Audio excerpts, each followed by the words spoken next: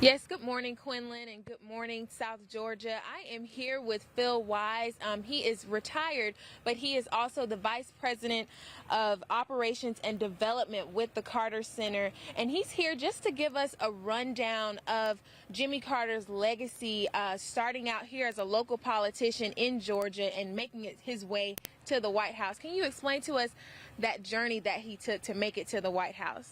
Sure, Kate, I'm glad to. My mother told me one time the worst thing you could be called is lazy.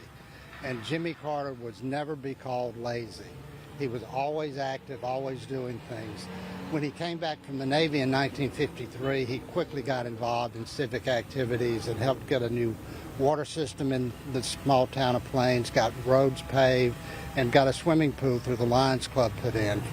So he was always doing things to improve not only his town and the citizens in it, but himself also. And that drove him to become a member of the state legislature because of his interest in education. And then he decided that he could have even more of an impact as governor, and then eventually moved to Washington as president and have even a greater impact to make good things happen for people, whether they were local in Plains or in the United States or globally. He was always trying to get things better for folks. Awesome. And just with his journey to the White House, starting in Georgia, do you think that, growing up in Plains, his humble beginnings, do you think that helped him in any way as president?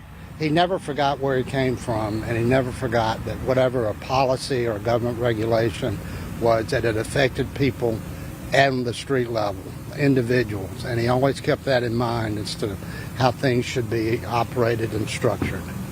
Awesome. And the last thing I'm going to ask you, what do you hope people take away from his legacy?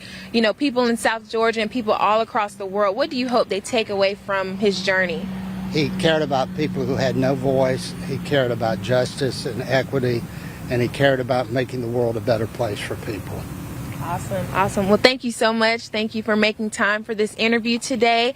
And coming up at noon, we will have more on Jimmy Carter's legacy, his impact, not only in the state of Georgia, but worldwide. I'm Caitlin Barker reporting. Quinlan, back to you in studio.